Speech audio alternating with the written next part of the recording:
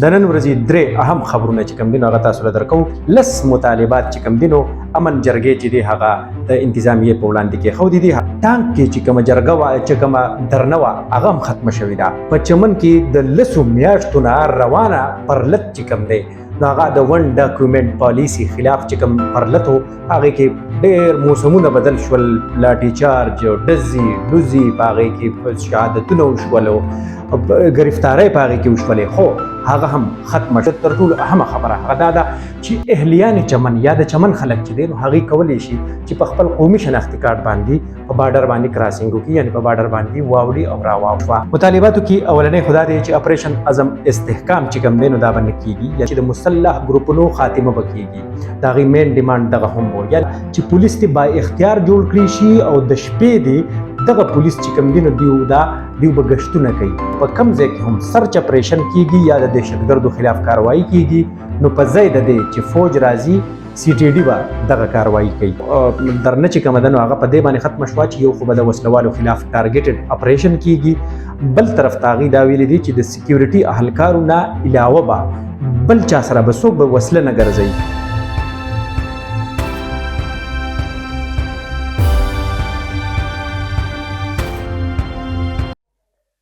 جی ګرانو کتونکو، لر او بر کې تاسو ته وایو هرکلی. د نن ورځې درې اهم خبرونه چې کوم دي نو هغه تاسو له درکو.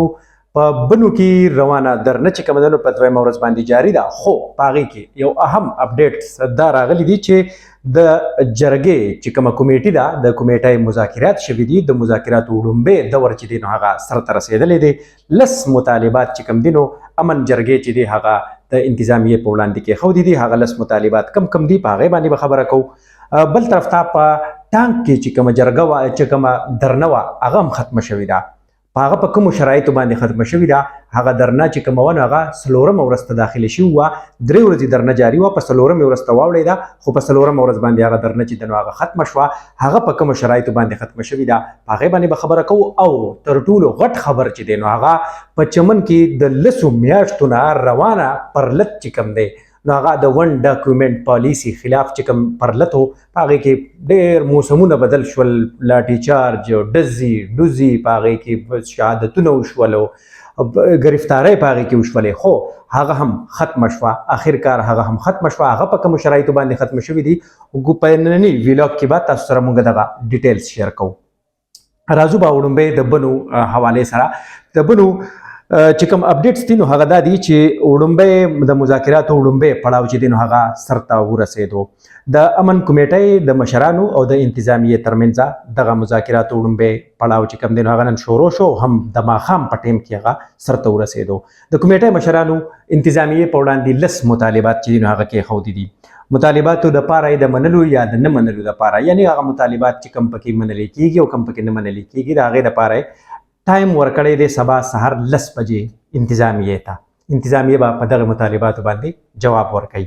مطالباتو کې اولنی خو دا دی چې اپریشن عزم استحکام چې کوم دی نو دا به نه کېږي، یعنې د دې سره امن جرګه چې کومه ده د بنو هغې ورسره مخالفت ښودلی دی.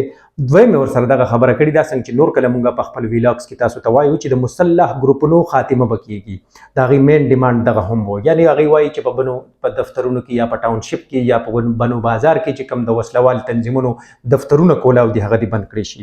بل طرف ته بله مطالبه چې کوم ده نو هغه د په بنو کې چې د کومه درنه روانه ده د دغې درنې د کمیټۍ بل مطالبه چې کوم ده نو هغه دا ده چې پولیس دې با اختیار جوړ کړي شي او د شپې دې دغه پولیس چې کوم دي نو دیو به ګشتونه کوي.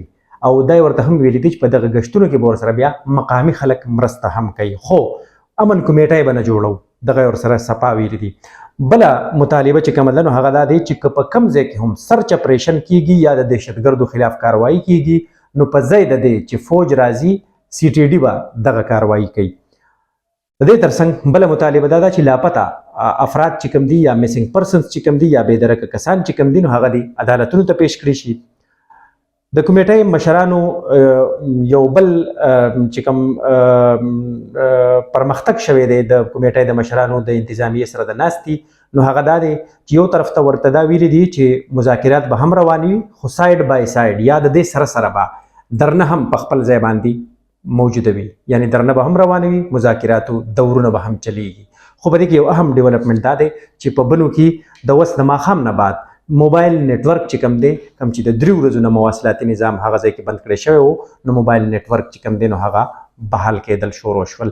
لږ به زه تاسو ته ووایم چې په وړاندې له د دغې مذاکراتي د دور نه یا د دغه 10 مطالباتو د راتلو نه وړاندې د بنو د دغه امن کمیټۍ چې کومه ده یا امن جرګه چې کومه وه نو د هغې 13 کسیزه کمیټې چې کوم دی نو هغه جوړه کړه. 13 شپه د ANP 13 ورځ د ANP وفد چې کوم دی د میا افتخار حسین او د حسین شاه یوسفزۍ د هغې په مشرۍ کې د ANP وفد ورغلی و د دغې امن جرګې سره ملاقات کړی و. دغه رنګې د PTI وفد هم ورغلی و چې په هغې کې شاهد خټک MNA شاندانا ګلزار MNA شهریار افریدی MNA دا ټول په دغې کې شامل وو. هغوی ورغلي ول او د دغې کمیټۍ سره ملاقات کړی و. د دې سره سره بیا نن خبره دا راله چې خټک اتحاد د طرف نه هم یو وفد ورغلی و او د دغه درنې د کمیټۍ چې کومه ده یا د امن جرګه چې کومه ده د هغوی د مطالباتو یا د هغوی سره مکمل د تعاون او د حمایت یقین دهاني ورکړې وه. د دې ترڅنګ به د دغه نه هم د لکي مروت نه یو وفد ورغلی و او هغوی ورته هم ویلي چې مونږ ستاسو سره ستاسو په دغې مطالباتو کې یا ستاسو په دغه امن غوښتنه کې مونږ ستاسو سره شریک یو. په دې کې 13 کسیزه کمیټې چې کوم دی نو هغه جوړه کړې شوه نن په ماسپښین مازدیګر ټایم کې او هغه 13 کسیزه کمیټۍ کې چې کوم دی نو یو MNA بیا 4 MPAs 2 چې کوم دی نو هغه سابقه MPAs دغه رنګې د چیمبر اف کامرس غړي چې کوم دی د علماء کرامو غړي د وکلا صحافي برادرۍ د تاجر برادرۍ او دغه شان د مختلفو علاقو نه نمایندګان چې کوم دي په دې باندې مشتمله یو کمیټي جوړه کړه. دغه کمیټۍ ته دا منډیټ ورکړی شو چې تاسو د جرګې په بحاف باندې د انتظامیې سره ملاقات کوئ میلاویږئ مذاکرات کوئ خو جرګه چې کوم دی نو هغه به ان بورډ وي او د دې ترڅنګ به زه تاسو ته دغه ووایم چې په دغه مذاکراتي ځای چې کوم دی نو د دې سره کینټ ته چې کوم تلونکي لارې دي نو په هغې کې کنټینرې لګولې شوي دي چې ګنې یو پیره بیا چېرته کینټ ته د تلو کوشش ونه کړی شي. دغه د بنو د درنې حوالې سره اپډیټ سو چې موږ غوښتل تاسو سره شیر کړو. اوس په راځو د ټانک حوالې سره. په ټانک کې چې کوم د 3 ورځو چې کوم درنه روانه وه نو هغه هم ختمه شوه او درنه چې کومه ده نو هغه په دې باندې ختمه شوه چې یو خو به د وسلوالو خلاف ټارګیټډ اپریشن کیږي بل طرف ته هغوی دا ویلي دي چې د سکیورټي اهلکارو نه علاوه به بل چا سره به څوک به وسله نه ګرځوي.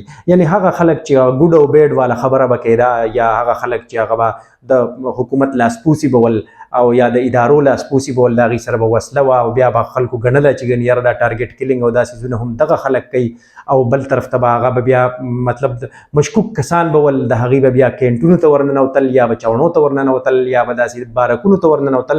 نو هغه وایي چې دغه خلکو ګرځېدل یا د وسلې سره ګرځول چې ګرځېدل را ګرځېدل دا به نور نه کیږي. دغه انتظامیې چې کوم دی نو هغوی ورسره دغه د درنې منتظمینو ته دغه باور ورکو چې په یو څو ورځو کې دننه به تاسو د ضلعې یعنی د ضلعې ټانک د پام نو امان په صورتحال کې به تاسو بهتري ووینئ.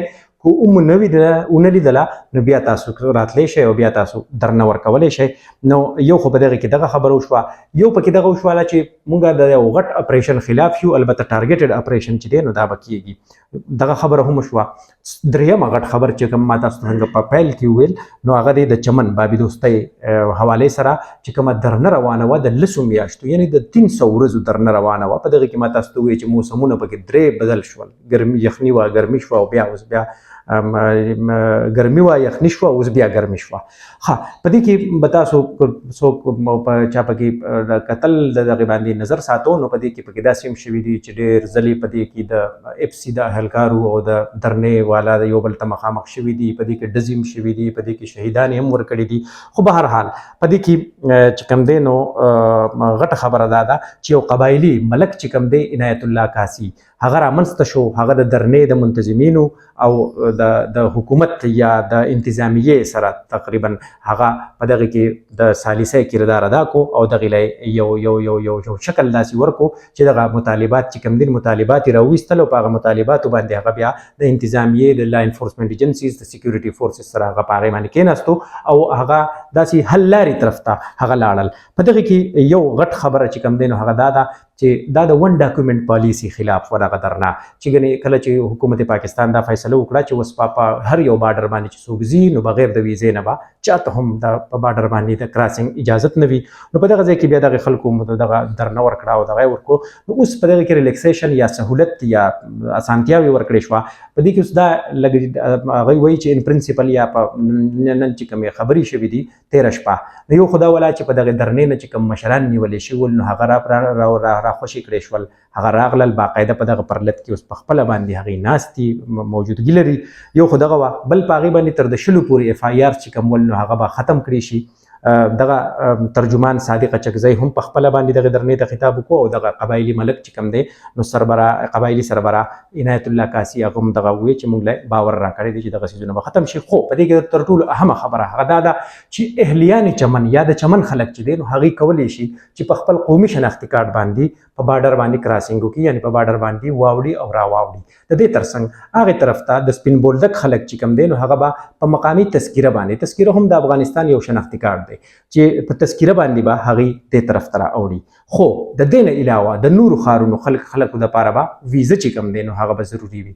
یعنی د چمن نه ادر دین چمن، یعنی د چمن نه علاوه د نورو خلکو د نورو ځایونو خلک چې کوم دی نو هغه افغانستان ته ورولېدل غواړي یا د افغانستان څخه دېخوا راولېدل غواړي د سپین بولدک نه علاوه نو هغې به هم په ویزه باندې راځي او د دې طرف نه چې ځي نو هغه به هم په ویزه باندې ځي. یو خو دغه خبره شوه. بل طرف ته په دې کې اهم پوینټ چې کوم دی نو هغه دا دی چې په بابي دوستۍ باندې عنایت الله کاسی دا وایي چې په بابي دوستۍ باندې د پیدل آمد و رفت کومه زړه پالیسي چې وه نو هغه به پر ځای باندې شوه، هغه بحال کړې شوه. د دې ترڅنګ بله خبره په دې کې هغه دا شوله چې د